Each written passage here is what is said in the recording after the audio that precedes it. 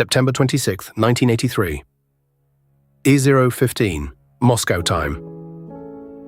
The screen showed launch. Confidence, highest reliability. Then a second signal, third, fourth, fifth. The system was telling Soviet command that the United States had just fired 5 nuclear missiles at the Soviet Union. One man had 20 minutes to pick up the phone. He did not. For 10 years, the world did not know. To understand how one man came to be sitting in front of that display, you have to understand what 1983 was. On September 1st, 1983, 25 days before that alarm sounded, Soviet Air Defense Forces shot down Korean Airlines Flight 007 over Sakhalin Island. 269 people were killed. One of them was a sitting United States congressman. President Reagan called it a crime against humanity. Soviet state media called the aircraft a spy plane. The relationship between the two superpowers had not been this bad since October 1962. Inside the KGB, a program called Operation Ryan had been running since 1981. Ryan stood for Raketno-Yadernoye Napadenie, nuclear missile attack. The premise was straightforward and terrifying. The United States was planning a nuclear-first strike. The KGB's mission was to detect the signs before it happened. KGB officers in NATO capitals were given checklists. Watch the blood banks. Watch the slaughterhouses. Watch the lights in government buildings after midnight. Any sign of preparation. The facility where Petrov worked was called Serpukhov 15. It was the command center for the Soviet OKO early warning satellite system, a network of satellites in high orbit designed to detect the infrared signature of American missile launches within seconds. The system had only been operational for a few months. Petrov had not volunteered for the duty shift that night. The officer who was scheduled had called in sick. Petrov took his place. At E0:15, the siren sounded. The display showed launch, confidence level, highest reliability. Soviet military protocol was clear. If the early warning system confirmed a launch, the duty officer reported immediately up the chain of command. From there, the information would go to the General Staff. From the General Staff to the Kremlin. From the Kremlin, a decision. Petrov had 20 minutes. He looked at the screen, a single missile, then 2, 3, 4, 5.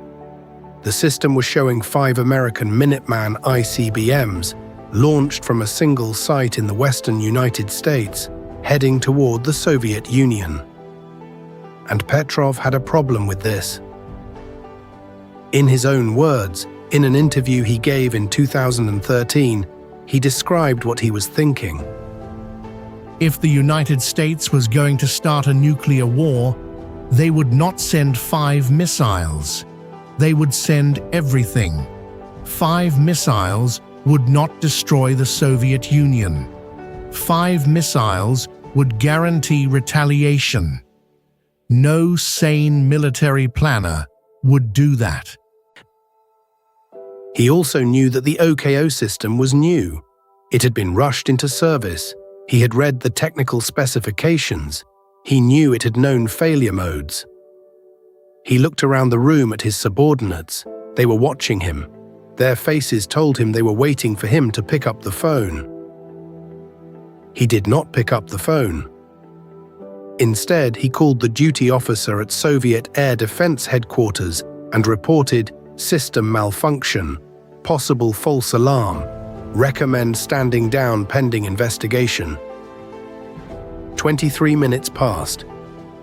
No missiles arrived. The investigation that followed determined the cause. A Soviet Cosmos satellite, the OKO early warning satellite designated Cosmos 1382, had misidentified the sunlight reflecting off high-altitude cloud formations near the North Dakota missile fields as the infrared signature of a missile launch. The sun was at an angle that created exactly the kind of optical signature the system had been calibrated to detect. It was not a design flaw. It was not negligence. It was a set of atmospheric conditions that no one had anticipated. The system had worked exactly as designed. It had simply reported something that was not there. Petrov was not given a medal. He was reprimanded. Not for the decision he made. The military acknowledged internally that he had probably been correct. But in the chaos of that night, he had failed to fill out his log correctly. The paperwork was incomplete. In the Soviet military, incomplete paperwork was a reportable offense. He was transferred to a less sensitive position. Within a year, he had retired from the military. His pension was modest. For 10 years, the incident remained classified. No one in the Soviet Union was told. No one in the West knew. The world had come within one man's judgment of a nuclear exchange, and the world had no idea. The silence lasted until 1992, when Soviet-era military records began to be declassified following the collapse of the USSR. Yuri Votintsev, the general who had commanded Soviet air defense forces in 1983, wrote about the incident in his memoirs. He named Petrov. He described what had happened. The world learned that on the night of September 26, 1983, one man had looked at a computer screen showing the worst possible thing and decided the computer was wrong. The primary document for understanding how the United States assessed this incident is a collection of materials held by the Cold War International History Project at the Woodrow Wilson Center. The CWIHP published a compilation titled 1983, The War Scare That Wasn't, or Was It?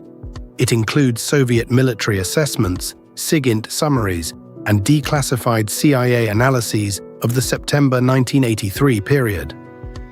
From a CIA intelligence assessment of Soviet behavior in autumn 1983, declassified and archived through the National Security Archive.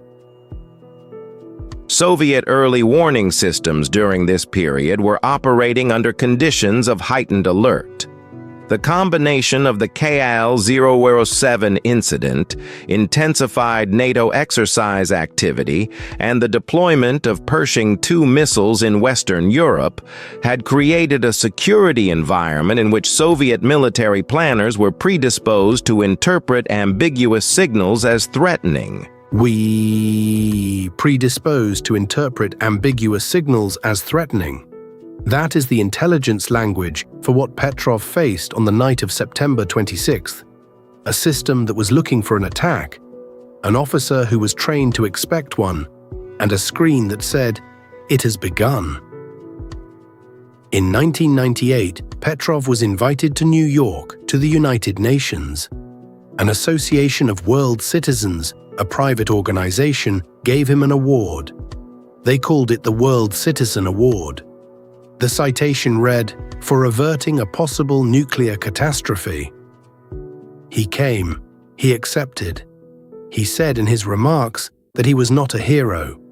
He had simply done what any engineer would do. He had looked at the data and found the data unreliable. He also said this.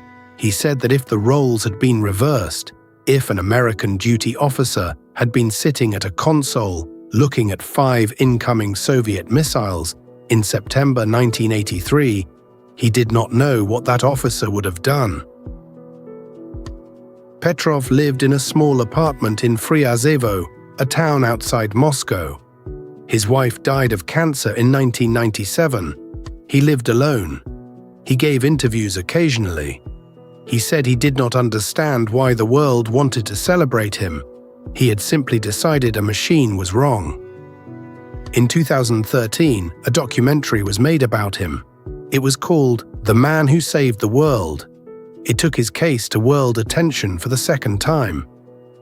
Stanislav Petrov died on May 19, 2017. He was 77 years old. His death was not announced for months. His son discovered he had passed when a German journalist called looking for comment on a forthcoming interview. The Cold War International History Project holds the documents that explain what happened in September 1983, what the satellites recorded, what the military assessed, what the Kremlin was told. What the documents cannot explain is what passes through a man's mind in 20 minutes. Whether to trust a machine, whether to trust his own judgment, whether to pick up the phone. Stanislav Petrov did not pick up the phone. And the world, which never knew what had happened, went on. The Petrov incident files are available through the Cold War International History Project at the Woodrow Wilson Center and the National Security Archive at George Washington University. This has been The Secret Record.